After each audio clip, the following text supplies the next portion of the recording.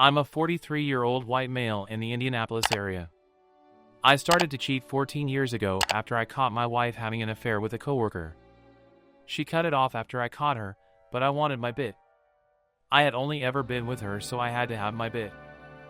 Craigslist was popular then, and I met someone pretty quick and local. We chatted for a couple days, eventually agreeing to have a quick fuck one morning before work. We met in a secluded spot where an old friend used to hunt west of Indianapolis. We were outdoors and I fucked her on the hood of her car. Sadly, the excitement ruined things and I went way too quick. She was very disappointed and never contacted me again. I went a couple months before deciding to give it another shot. I'm glad I did, because I found someone who I ended up meeting with for nearly 16 months. She lived close to my then office and worked retail, so her hours were all over the place. Our first meet was after she responded to one of my ads. She sent a great email and I responded back wanting to know more. She sent her address and a photo of her and told me to come by at noon. I was horny and was nervous AF. When I looked up her address, it was in a very expensive neighborhood and I was full of doubt. I went anyway and she greeted me at the door in just a robe. Invited me in and I was already so damn horny I pushed her against the wall and made out like teenagers. She led me into her room and we connected like we had known each other for years. Her oral skills have yet to be matched and nothing was off the table for her. That first time we fucked for nearly 2 hours and I had to give a good BS story to the boss when I got back to work. Found out that day she was recently divorced and it was her mom's house. We actually were fucking in her mom's bed. Chick was wild. First time anal, MFM and MFF threesomes, and plenty of other great memories. She ended up moving away and eventually passing away from an accidental drug overdose about 18 months after we met. Since her, I've been with nearly 32 women and 8 couples. 8 of those have been a regular thing of a year or more but eventually fizzled out. Others have been one-time things or long-term cuck couples. I took a break for 3 years because of work and other obligations. Sadly, that has killed my game and in a rut of over a year and a half of finding someone to play with. Reddit has been meh in finding what I want. Also, Tinder doesn't work well for someone trying to be discreet. FetLife has been okay, but most people want to just talk or meet up during times that don't work for me. Daytime meets are difficult and I also believe my age has hurt things as well. However, I'm not giving up my ways. Sure, this is my first post here, but I quickly got over any guilt or shame. I'm out to have a good time and really don't care what others' opinions are of me. I will continue to do things behind my wife's back and continue to get the sex I deserve. 'Cause that's all I'm doing it for. To make a woman come and to fill her with mine. About a year ago, I traded in all my pride for the woman I still to this day I love with my whole heart. I thought she left a bad relationship for one with me, but she tried to make me her side dude and it has broken me that I was that man for her. I posted the story when everything was still fresh. If you want more details, they're on here. I hate that I gave up my morals for her though and cannot find my self-respect anymore. I have always been the type of person that preaches doing the right thing, being the bigger person, how to be a pillar of the community.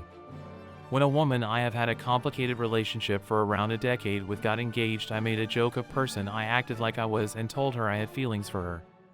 Those morals I held so close and the things I felt were so important to me meant nothing to me when it came to her. I hate myself for giving up the things I like about me for her. We cheated and she tried to keep me as her side guy. After months of me disgracing myself and her, I called her out that she was cheating and I was not okay with it.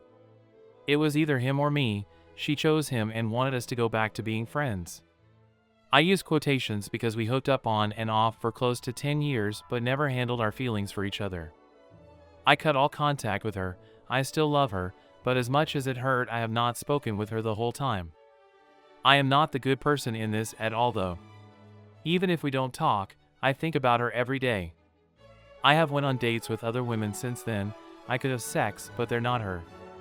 I have other women pursuing me, but I don't want to hurt someone else like I did the woman I love and myself. I guess I'm here for more punishment. I know I'm scum for what I did. I know she is as bad, if not worse than I am for being the person who cheated on her fiancé. I know I am not the good man I portrayed myself as my whole life, but I can't be the POS I was for her. I feel like death is all I deserve, but I will hurt people's feelings if I go that route. Can someone please give advice? Talk shit if you need to. Nothing you can say will make me feel worse than I have since last year when it happened. I just don't know how time and space can heal when all I do is drink and cry anymore. I'm too ashamed to show my face to people I look up to. I'm too embarrassed to act like the role model to the people that look up to me. Life has lost its spark without her in my life. I hate the person I found out I am. I need to lose myself or find myself again, but don't know how. Backstory: me and my ex did long distance for like a year and a half. We also didn't make it official right away, which I wasn't a fan of, but whatever.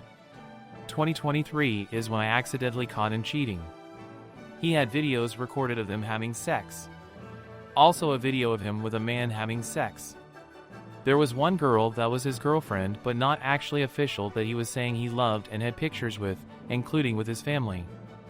I honestly didn't trust that side of his family anyway, so of course they didn't care about me. Lots of things on Snapchat, etc.